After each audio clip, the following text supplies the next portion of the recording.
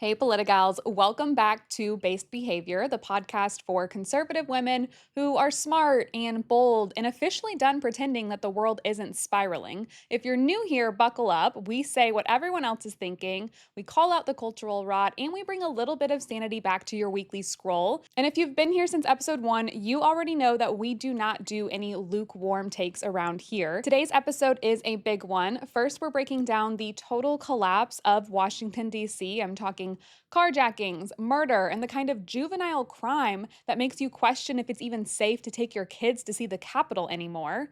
Then we're getting into Trump's brand new executive order on college admissions because the DEI crowd is losing their minds now that they've actually have to share actual data. And later we're talking about what might be one of the most feminine cultural trends that we've seen in a long time, sorority rush. And yes, I am wearing my new American Eagle jeans. I willingly drove 30 minutes and walked into a mall for the first time in years just so that I could shop there and support a company that refuses to bow to the woke mob.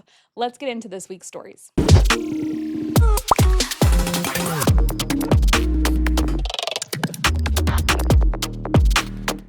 All right, first we need to talk about what's happening in DC because it's not just bad, it's not just a little chaotic, it is a full-blown collapse. Let's start with what just happened. Edward Korestein, better known as Big Balls, because welcome to 2025, was brutally attacked in DuPont Circle. 10 teenagers surrounded him and his girlfriend. He stepped in to protect her and they beat him unconscious in the middle of the day. And one of the suspects had already been arrested 13 times at the age of 15. Then there was Eric, a 21-year-old college intern working on Capitol Hill. He was shot and killed while walking past the convention center, just in the wrong place at the wrong time. A congressional intern dead. These aren't random one-offs. This is what life looks like in DC now. Carjackings have doubled, juvenile crime is out of control, and the city council is too busy pushing restorative justice buzzwords instead of actually keeping people safe. I've even caught myself thinking, should I take my kids to DC? I've been wanting to go back, take my husband, show our toddlers the Capitol, the Lincoln Memorial, the cherry blossoms, just let them feel what it means to be American. But now I hesitate. Is it even safe to walk around in the middle of the day? Is something going to happen to us if we take a wrong turn? DC is supposed to be the shining symbol of everything that this country stands for. Freedom, opportunity, leadership. But right now it looks like a warning sign. And that is why Trump's response has hit so hard.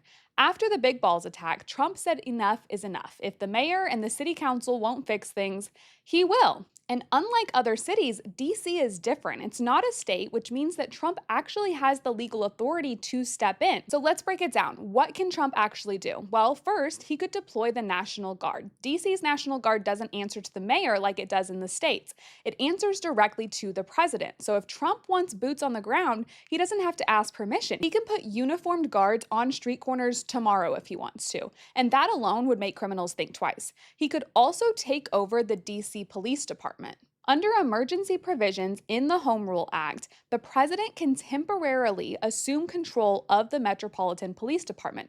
And let's be real, if carjackings and random murders don't count as a public safety crisis, I don't know what does. Third, he could also flood the city with federal law enforcement. I'm talking FBI, DHS, ATF.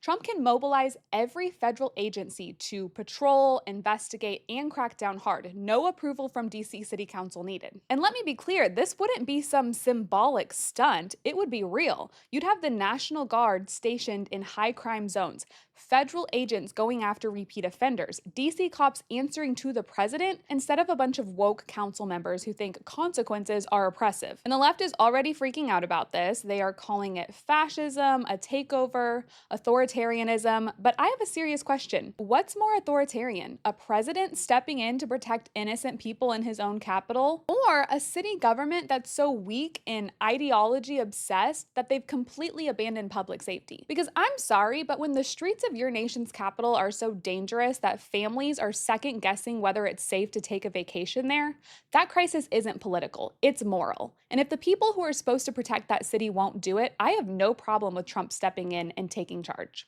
Let me know in the comments, should Trump actually send in the Guard and take over the police? Is it time to revoke DC's autonomy if they can't even keep their their interns alive, because this isn't just a city issue anymore, it's national. All right, buckle up, because this next story is going to make some heads explode on the left. Trump just signed a new executive order that's basically a nuke to the DEI industrial complex in higher ed. So here's what's going on. Starting now, colleges and universities that receive federal grant funding, we're talking billions of taxpayer dollars, will now be required to disclose detailed admissions data. We're talking GPA, SAT scores, extracurriculars, demographic info, and yes, whether or not race factored into their decision. So why is he doing this? Well, because even after the Supreme Court struck down affirmative action in 2023, a bunch of elite universities just kept doing it anyway. They didn't call it affirmative action anymore. They just started getting creative. They hid behind vague diversity statements and lived experience essays and claimed that they were totally following the rules while quietly filtering applicants by race behind the scenes. Trump is saying, no, not on my watch. If you want federal money, you have to show your work. You have to prove that you're not using race as a proxy for admissions. And if you are, say goodbye to your funding. And you already know that the left is melting down over this because apparently asking for transparency now qualifies as white supremacy. But let me ask you something. If these schools are so proud of their admissions process, why are they so scared of sharing the data? If it's all about equity and fairness, then open the books. Let's see it. Because here's the real kicker. The only people this hurts are the ones who were getting unfair advantages. And the only people it helps are the kids who actually earned their spots. This is a direct hit to the Ivy League pipeline that's been prioritizing identity over merit for years. And I'm sorry, but if your entire academic self-worth is based on the idea that the admissions office took pity on you, maybe that says more about your insecurities than the system. And let me be super clear, this isn't about punishing minorities. It's about ending discrimination across the board. Because the truth is that affirmative action has always hurt high-achieving students, especially Asian Americans. It's created this toxic system where kids with perfect scores are getting rejected, while other applicants are getting in with dramatically lower credentials just to hit some imaginary diversity quota. That's not justice, that's soft bigotry. And I'm glad that Trump is calling it out, because while the left is out here pretending that any accountability is oppression, real Americans are watching their kids get passed over because they didn't check the right identity box. And we're done playing along. Now, is this going to fix everything? No, universities are slippery. They'll find new ways to play games. But this order at least forces them to expose what they're doing, and that's a start. Let's also not ignore the fact that this is a brilliant political move.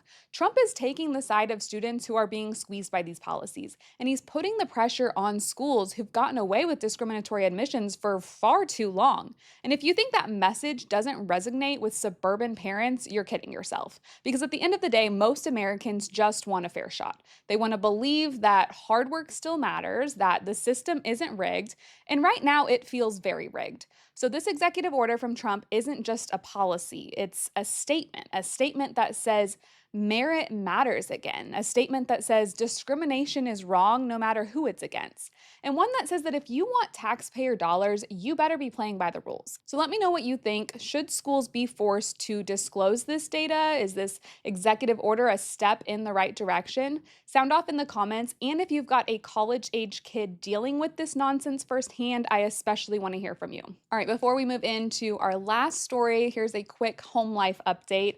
Kennedy officially started dance classes, and I think it was as big of a milestone for me as it was for her. Most of you probably don't know this about me, but I actually started dancing when I was 3 and ended up competing all across the US until I graduated high school, so it was a very big part of my childhood.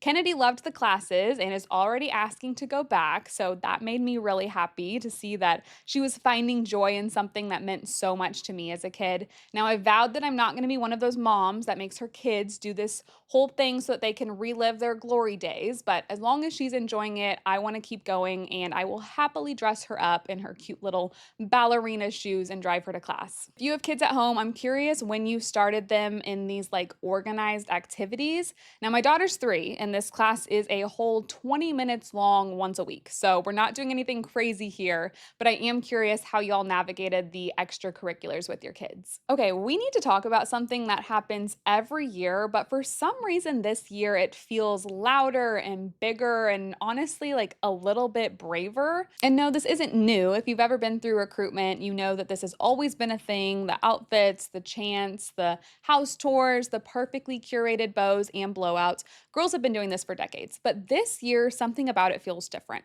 And I don't think it's because the girls have changed. I think it's because the culture has, okay? In the past, these same young women were going through rush while still walking on eggshells. They were trying to balance being like polished and poised without getting accused of being problematic. They'd lean into tradition, but still try to signal that they were progressive enough to avoid the internet mob.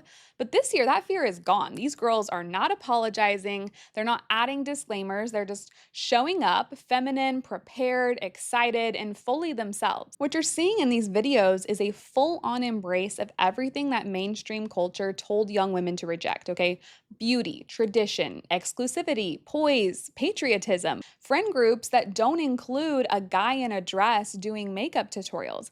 And people are loving it. Even people who've never gone through Rush, even people who like rolled their eyes at Greek life maybe 5 years ago, they're watching these videos now and responding. Because in a world that's tried to sell women on a version of empowerment that looks like screaming and swearing, this is a reset. These girls are organized, they are intentional, they are radiating joy and pride and sisterhood, and they're doing it in full hair and makeup. And listen, I'm sure that some journalist out there is already halfway through writing a hit piece calling these videos exclusionary or problematic, because that's what happens when being feminine isn't filtered through the leftist ideology. But the internet isn't listening this time because what these videos are tapping into is a nostalgia, okay? Beauty and aspiration, these things that the left has worked overtime to deconstruct.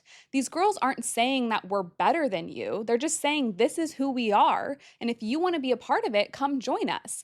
And for a lot of the girls watching, that's the first time that they've seen confidence and beauty without shame. It's refreshing, and honestly, it's kind of revolutionary because what we're seeing isn't just a bunch of college girls making cute videos, it is the cultural pendulum swinging back. These chapters are modeling something powerful, something millions of women are clearly craving. Femininity without fear. And if you're wondering why it's going viral, it's because that used to be the norm, but now it feels rare. And when something rare is also beautiful and joyful, it breaks the internet. Let me know in the comments if you've been watching these videos on Rush Talk too, and if you've ever been a part of Greek life. I want to hear what your recruitment looked like in your day. Because if this is the next generation of sorority women, I think we're going to be okay. All right, it's time for the hot take hotline. I feel like I need to make like a intro song for this segment since it's my favorite, but these questions come from listeners and followers who just want some advice on my take on a cultural issue or a recent news story or a personal problem that they're dealing with. If you have a submission, drop it in the comments of this video or DM me on Instagram and I'll add it to my list. So question 1 says, my best friend just had a baby and I'm still single with no kids. I feel like we're growing apart.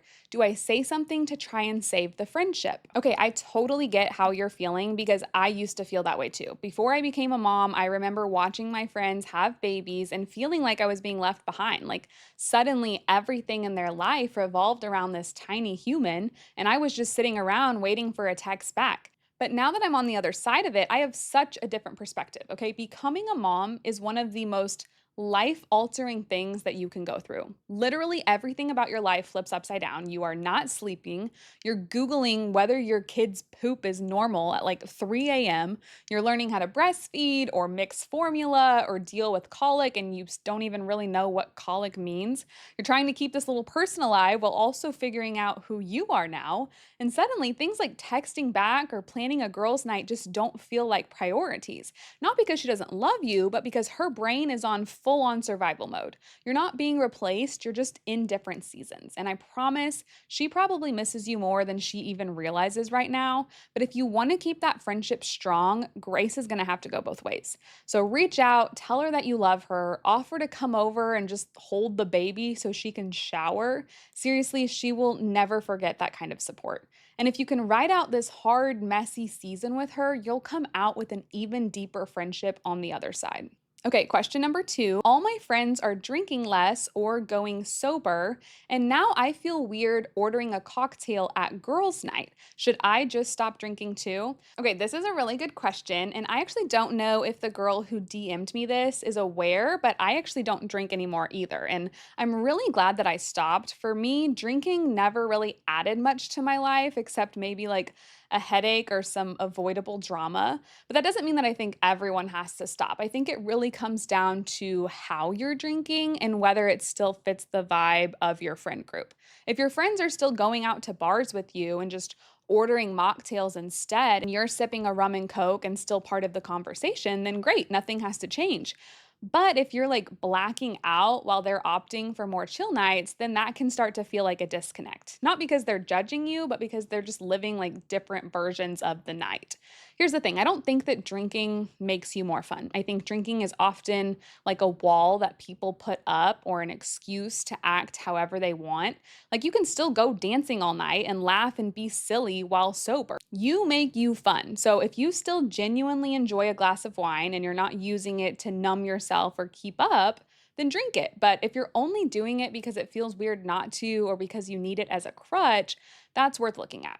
Real friends don't care what's in your glass. I can say that as someone who still does all the same things that I did before when I was drinking, although probably less frequently because I have two toddlers now. Like, I still go to breweries and bars with my friends. I dance at my friends' weddings, and we tailgate for Mizzou football games. If they're really your friends, then they should just care if you show up to spend time with them and aren't a liability when the night ends. That's my take. If anyone else has been in this listener's shoes and has some advice, drop it in the comments.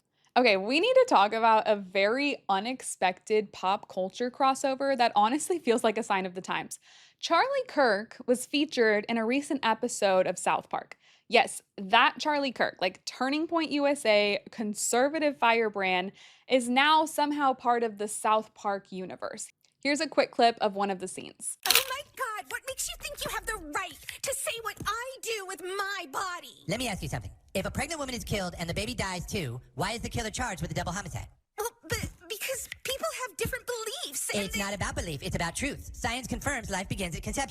So Charlie actually shared this clip and said that this was a direct quote from a real life debate that he had with a woman on abortion. So here's the thing, not only is he being featured in one of the most popular TV shows of our time, he wasn't necessarily villainized. And they actually portrayed his pro-life arguments in a positive light. That's what makes this so interesting because a few years ago, a conservative like Charlie Kirk with his pro life views wouldn't have even been considered to be talked about. But now he's being featured in mainstream animation on South Park, no less, which tells me one thing. Conservatism is going mainstream in a way that the left did not see coming. So, whether you like Charlie or not, this is proof that the culture is shifting. It's no longer taboo to have a conservative representation in pop culture. It's becoming necessary because people are craving common sense and the media is finally starting to admit it. I just thought that this was an absolutely insane crossover of worlds and I wanted to talk about it. Thank you so much for listening to another episode of Based Behavior. If you've made it this far, I already know that you are one of my real ones. But if you want this show to keep growing and to keep reaching more conservative women who are sick of the liberal spin, I need your help. If you're watching on YouTube, give this video a thumbs up, leave a comment with your thoughts on one of today's stories, and make sure that you are subscribed so that you do not miss next week's episode. If you're listening on Spotify or Apple Podcasts, go ahead and hit that follow button. Leave a 5-star review. It takes 5 seconds, but it makes a huge difference, and it tells the algorithm to stop burying conservative voices. You can also follow Based Behavior on Instagram and TikTok for daily clips and hot takes. I will link everything in the description of this episode, so go check it out. I'm Erica Choinka from Politics for Her, and I'll see you next Monday for more Based Behavior.